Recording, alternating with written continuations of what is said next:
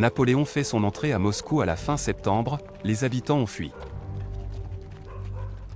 Les Russes pratiquent la politique de la terre brûlée, et Moscou est incendié. Le 19 octobre 1812, Napoléon décide de repartir sans avoir pu négocier avec le tsar Alexandre Ier.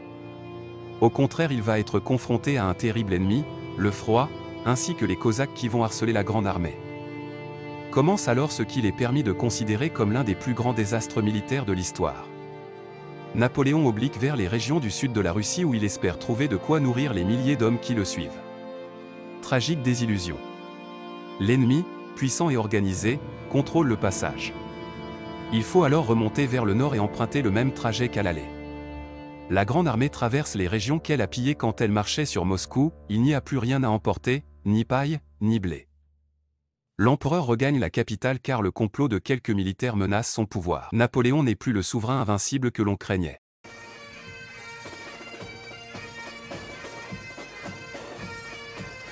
La campagne de France est la dernière phase de la guerre menée par la 6e coalition contre l'Empire français, qui se déroule de fin décembre 1813 à avril 1814, et pendant laquelle Napoléon Ier tente d'arrêter l'avancée en France des troupes de la coalition, et de conserver son trône.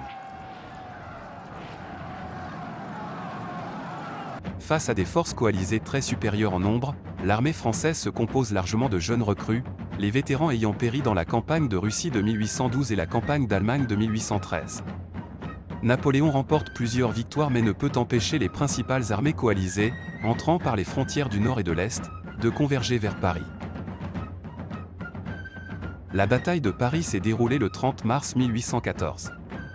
Ultime bataille de la campagne de France, elle oppose l'armée impériale française, 40 000 hommes, aux forces européennes alliées, 100 000 hommes.